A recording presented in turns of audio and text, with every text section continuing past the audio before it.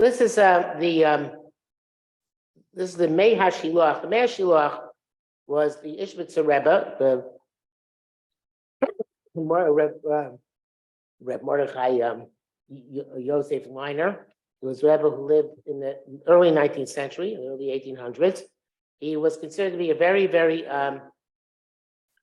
original thinker, and things he says are considered to very often to be very, very novel and thought-provoking. So this sight unseen, I don't know what he says here on Mishpatim, but let's do the first piece of Mishpatim and see how it goes. So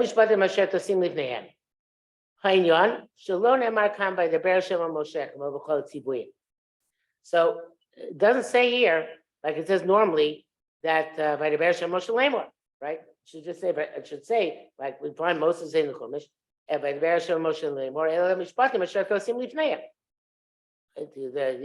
This is what Hashem told Moshe to put these Mishpatim in front of Yisrael.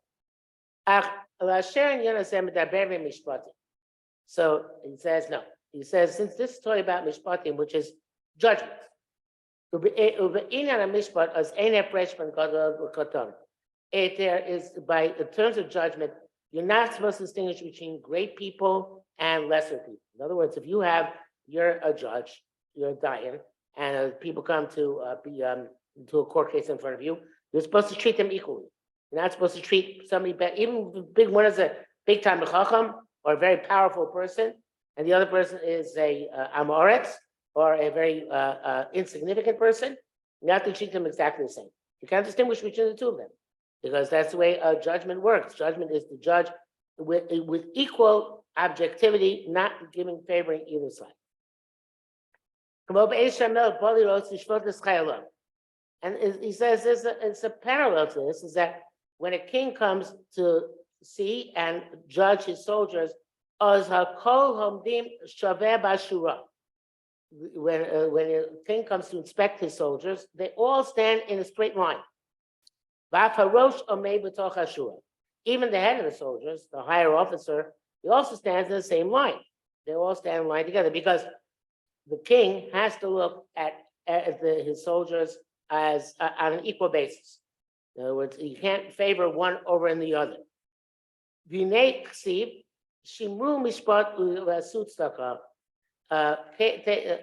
Preserve justice and do tzedakah, do charity. It says because my salvation, my saving you is coming soon. Okay, so what is he going? So let's see what it does in this pasuk. Shimru hu lashon hamtana. Shimru is a language of waiting. In other words, if you're shomer, sometimes shomer means you're safeguarding an object, and sometimes shomer means you're waiting for something to happen. So you're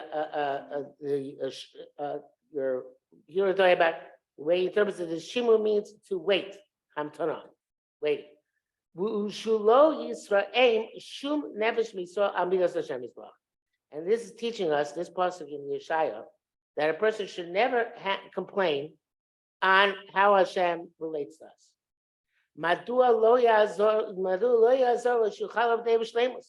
Why is Hashem not helping me out that I can be able to serve Hashem properly or completely? The person very often feels that way. It's not fair, so to speak. Hashem put me into a situation where I have difficulties and I have temptations and I have all sorts of blockages and obstructions which prevent me from serving Hashem properly. Why can't he smooth things over for me and make things easy for me? Why didn't he help me out? Since I want to serve Hashem, that's what I want to do. Why doesn't Hashem help me immediately? Why is let me suffer or have to experience difficulties along the way? Let him just step in and intervene and help me out. So this it says, wait for justice. In the meantime, do tzedakah. Why are you waiting for the justice? Why are you waiting for what you want to happen? What you think Hashem should do for you? Do tzedakah. What does it mean? It's not doing tzedakah as giving charity to other people. It means you should give charity, so to speak, to Hashem. You should give yourself to Hashem, v'yashu slave, with a straight heart, and not complain. And then my salvation will be will come up quicker. Hainu, what does that mean? What's the salvation?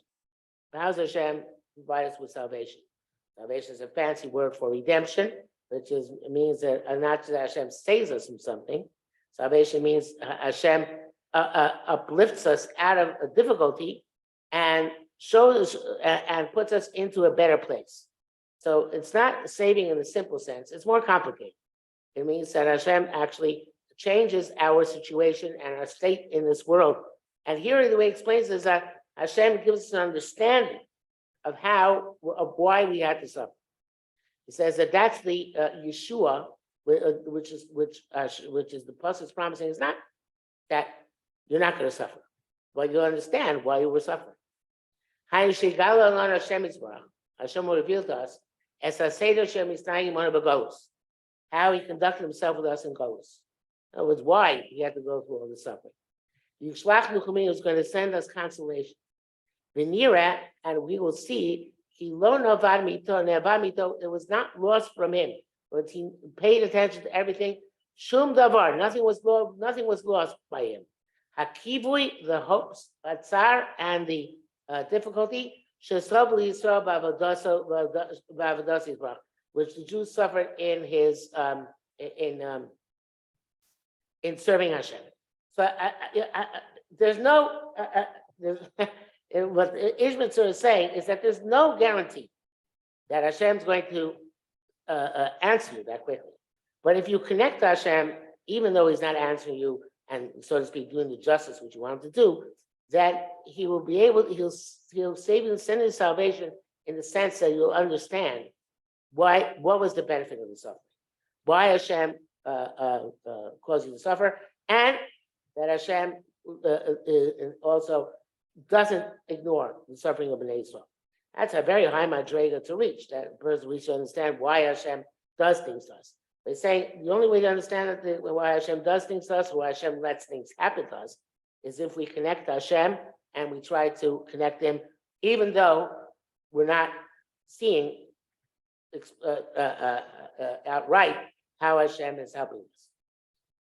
And this we have to believe.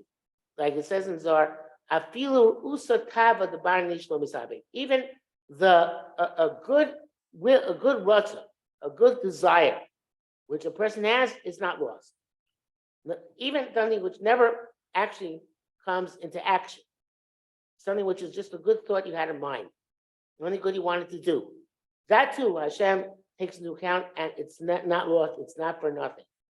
Everything a person does or even thinks, Hashem takes into account, and Hashem counts for that person.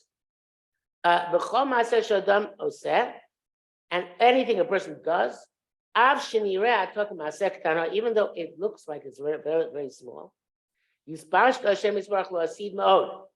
eventually, when in the world to come, when we look back at things that happen in this world, even the small deeds will have major significance.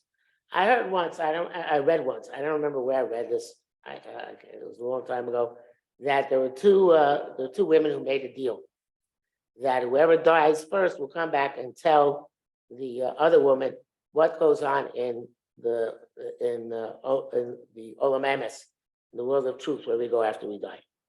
And so one woman died, and she came back to her friend, and she said, I can't describe to you what it's like here. It's extraordinary. But I can tell you one thing. I can tell you that the precision with which people are judged is extraordinary. And everything is taken into account. There's no such thing as something too little to be taken into account in judgment. And she said, she gave an example. She said, even when we were walking down the street and we waved at each other from a distance, that wave is taken into account in the judgment. So it means that there is nothing which doesn't come under the category of having an impact in Shalim, in heaven, and having an impact, therefore, on myself. Because there's something which is a permanent impact upon me, even if it's a very small thing. And Hashem amplifies this. Obviously, Hashem will give great reward, even for something which you think is very small. So in this parasha, Hashem teaches us our person has to clean and sort himself out. In other words, how you relate to other people is a lot of it is learned out from the halachas of our parsha, which talk about what happens if you damage somebody, what happens if you take something inappropriate for somebody else. So from this, we learn out how significant it is, how we deal, and how important it is, how we understand our dealings with other people. And actually, a person has to work on himself to understand that to such an extent, to the point that his goodness will expand, will be drawn out and expand on all of the things he owns. Now, this is a very Hasidic concept. If you're not Hasidic, you don't necessarily believe in it, but it is a very Hasidic concept, which is based on Kabbalah, that your personality is reflected in the things that you own. In other words, if you have an animal, the animal, if you're a good person, the animal will act well. If you're a bad person, the animal will act poorly.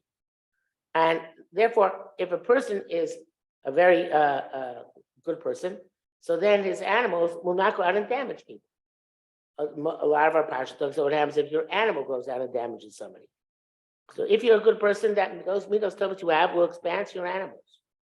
If you're a bad person, those midos ros will expand to your animals. And the more gives a couple of examples with the donkeys of Pinchas and Yoyer, and Doisa, that when they got lost and they were found by other people, the other people tried to give them animal fodder, which Trumas and Mitzvahs were not taken off in Eretz Yisrael, obviously. So then the animal wouldn't eat it. And obviously an animal is allowed to eat something which Trumas and Mitzvahs were not properly taken off. But the Kedusha, which the owner of the animal had, affected the animal to the point that not only would the owner, of course, not eat something like that, but even his animal would not eat something which is mutter to it. And he's going to give a similar example in a minute. But okay. So then the animal should also have these midos tovos. It shouldn't damage anybody or harm anybody. That's why if your animal or something else that you own damages somebody, you have to pay. Because the damage only occurs beyond that your own soul is not refined enough. Had you worked on yourself and made yourself completely, or I should say completely, but very, very much possessing midos tovos, your animals also have midos tovos, and it wouldn't harm other people. It's only it's only because your soul is not so refined that your property, things you own, can damage or steal from other people. If the heart of a person is pure, refined, the things he owns can't damage his friends. So we find this with the goats, which are the EU. I say duba bekarnayim. They used to bring the bears back impaled on their horns. In other words, since Rabbi Chanina ben Dosa was so holy, so therefore his goats were very holy also. And even though normally bears eat goats, the goats of Rabbi Chanina ben Dosa were able to kill the bears. So it was because Rabbi Chanina ben Dosa was so holy, and therefore he lived on a level of nisim. His animals also did nisim. They were able to. The goats were able to kill the. The goats were able to kill the bears. V'zedi yisa b'mseches brachos, and this is that which you said in Maseches brachos. Avadim u'shvachos ein konos on Abba Ploni or Ima Plonis. If you have slaves, you don't call the slaves with a title of honor. The title Abba so and so or Ima so and so was a title of honor. You don't use the title of honor for slaves because they're slaves. Except Shabez and Gamliel Hayukarno son Mishum the Chashiva. The house around Gamliel, his slaves were called Abba so and so or Ima so and so. And the reason why they were called by that is because Rabbi Gamliel's holiness spread onto his slaves. And even though normally slaves are not given the titles of distinction, his slaves deserved it because his influence on them was such that it elevated them as well. And therefore they got these special titles. Well, Yugankin Tobi, and that made them also good. So he doesn't seem ever to answer the question which he began. The question which he began is why it doesn't say by the Bereshim of Moshe Leimer. But he's saying that, but going back to the question, beginning, why say Hashem by the Bereshim Moshe Leimer? So he wants, what he did, what was saying actually was that Moshe was also, when it came to judgment, on the same level of Bnei Israel. If it said by the Bereshim of Moshe, they would think of Moshe as being on a higher level. And when it comes to judging people, nobody is supposed to be on a higher level. And therefore, Moshe Rabbeinu is also included in the Mishpatim Shem's name. He's not singled out as it would say by the Bereshim of Moshe. That's the way it gives the marshal to soldiers which stand in a row with the officer. They all stand in the same row, even the officer. But I would say a little bit differently than that. I would say similarly but different is whatever it says by the Bereshim of Moshe Lamor, it means Moshe would explain to each Jew, and not just him, but it says that Aaron would explain to people, his children explain to people, the Nesiim would explain to other people, and they would explain the halachas to each person according to that person's level. And then the problem is they explain to each person according to that person's level. So then some people will understand better, some people won't understand that well, and which is naturally the tendency. And then people won't be equal when it comes to judgment.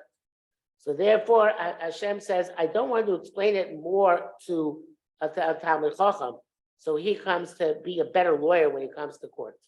I want everybody to understand this equally well, equally not so well, so everybody is on a level playing field. That's what I was thinking. Why it doesn't say by the Bereshim Moshe Lamor? But then later on, when it says, in other words, the Lamor is not. Don't explain it to people differently. Put it in front of everybody equally. So everybody, when they come to court, is in the same boat.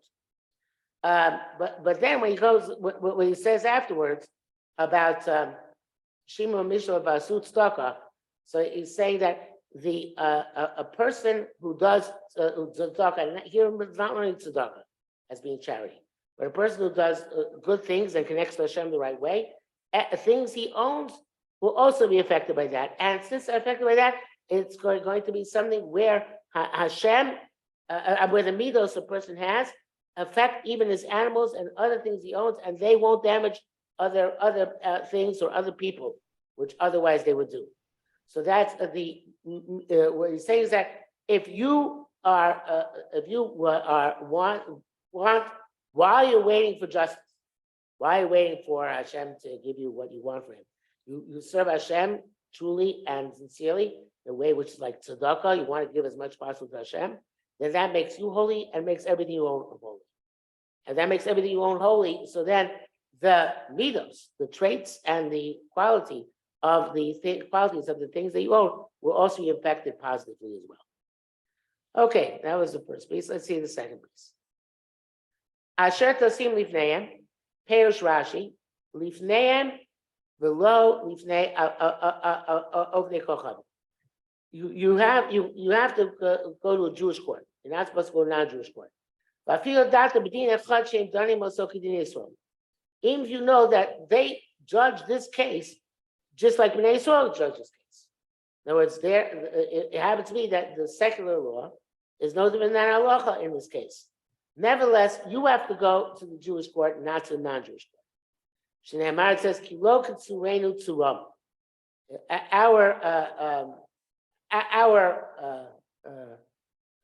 Our rock is not like their rock, and the English brings down the rest of the pasuk. Let's say, "By beinu plilim." Our enemies are judges, but there are enemies. In other words, we're not supposed to go to that. When it comes to judgment, we're supposed to see that our Hashem, who designed us, designed it a certain way, and he didn't design the Jews, the non-Jews, the same way. Even they seem to be similar, and therefore you can't go to other people to judge. It's like going to the enemy to judge. So he says, and this actually has to do with what we learn in school about the Holocaust. It's like this: every person looks similar, right? Every person has the same limbs, face, arms, and legs. Everybody's arms, legs, face, they all look similar. Nevertheless, all the nations can tell when somebody's Jewish, which is a remarkable thing. And it came to the highest manifestation, the highest example was at the time the anti-Semitism of the Holocaust. People could sniff out Jews. And even though the Jews looked very different, it was very hard for Jews to hide themselves and pretend they were not Jewish, because somehow there's something about a Jew which a non-Jew recognizes right away. Amazing statement, but it seems that there's some truth to it. It's not logical, against logic. You have 1,000 non-Jews and one Jew among them. Everybody can tell that's a Jew among the non-Jews. This is astonishing in the eyes of the entire world. And that's what it means. The post says, Hashem didn't design us. The word tzur means a rock, but also means a designer, like the word sayar means to paint. Hashem didn't design us the same way he designed them. Even though everybody has all the limbs, parts of and their similar faces. Everyone, of course, is created, even non-Jews, with Tzelem Elohim, to have divine traits to them. Nevertheless, everybody knows intuitively who's Jewish and who's not Jewish.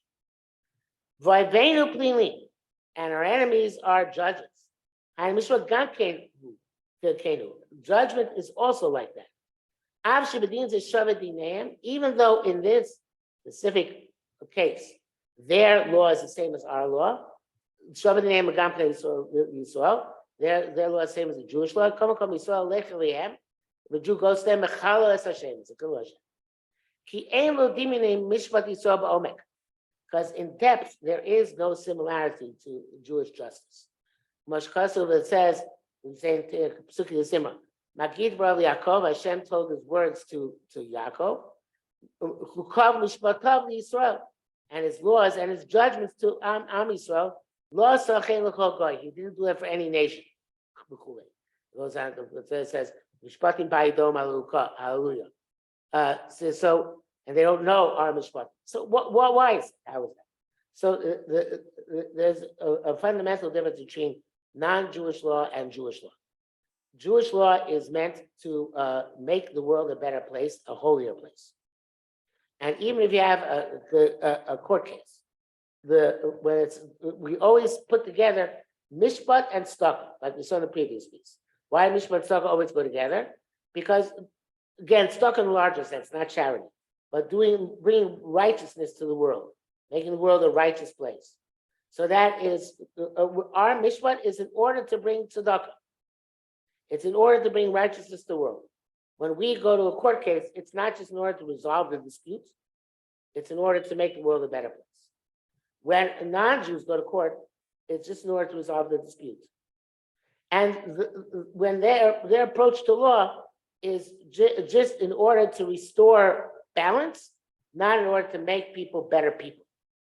So therefore, the approach is different, and therefore, even if it seems to be the same law for both the Jews and the non-Jews, we say, you know what, you can't go to court with them because our law has a different purpose than their law.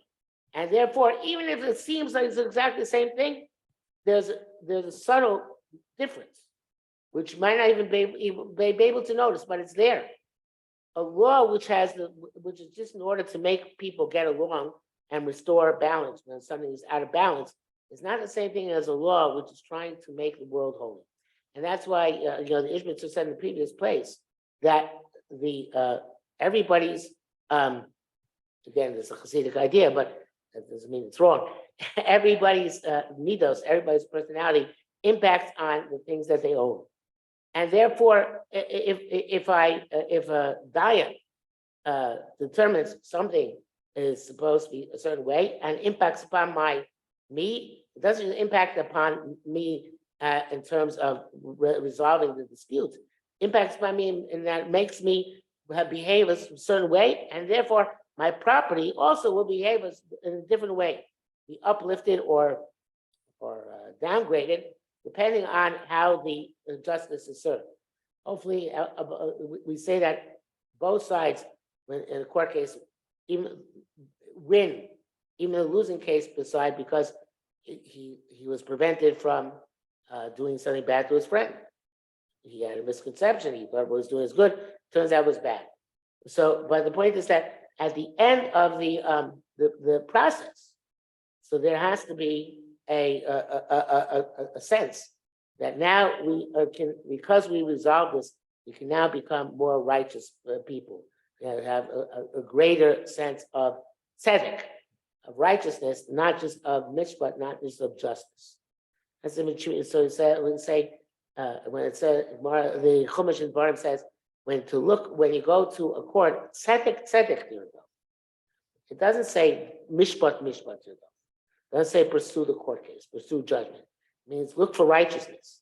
The case should be a case of in a Jewish court, in a basin should be one not just where people are looking to restore the balance, but also to become better people as a result.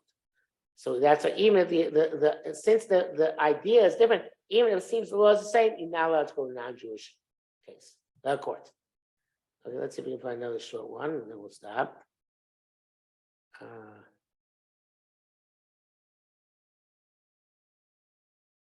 Yeah, let's see this one. This one's reasonably short. Oh, this is very short. Okay. No,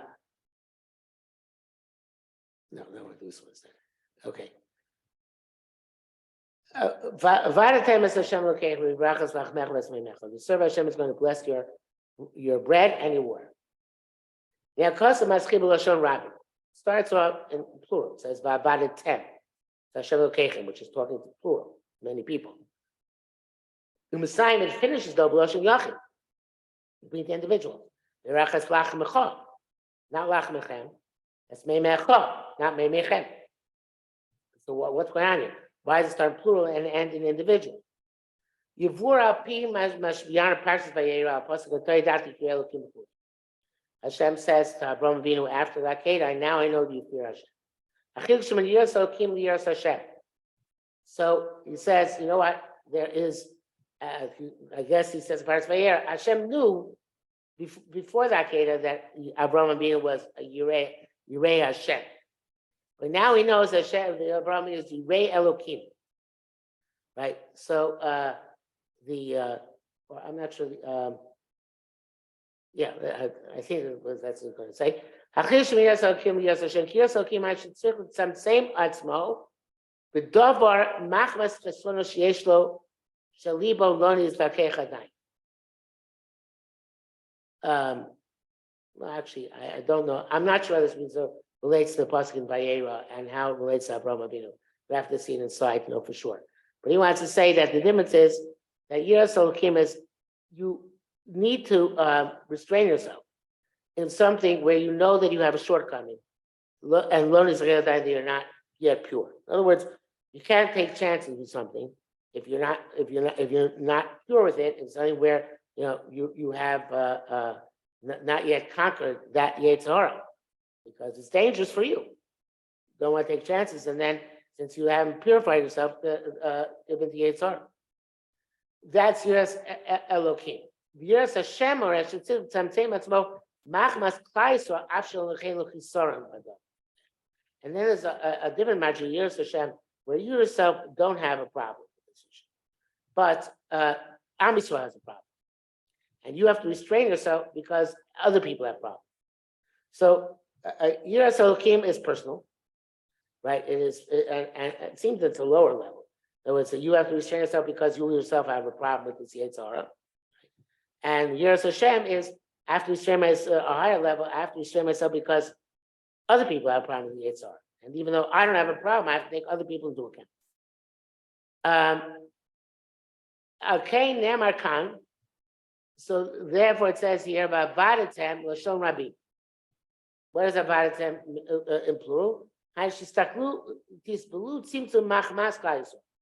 If Amis Taiso needs you to restrain yourself, even though you yourself don't need it, because you're in this meter, you've managed to make yourself much better than most people, but still you shouldn't introduce this temptation because other people have not yet worked on themselves to get the madrega where they don't have to be concerned with this test or this temptation. And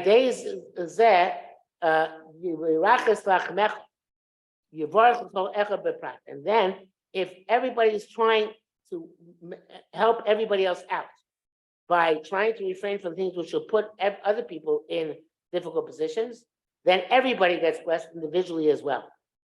In other words, the bracha to an individual comes to the extent that a person is concerned with everybody else. And it's the principle, all Jews are responsible for each other.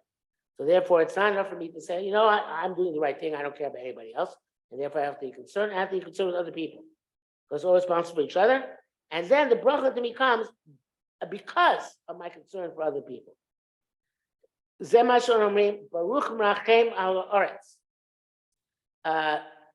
it's very interesting. We say Baruch Shem, Baruch Merachem Oretz, and then we say Baruch Merachem Al Brios.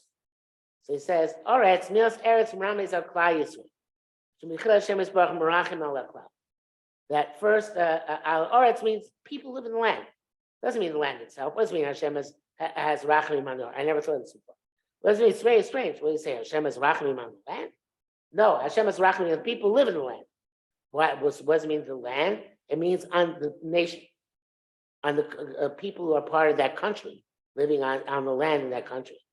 So first, Hashem Yisbarach has mercy on Klal Yisrael.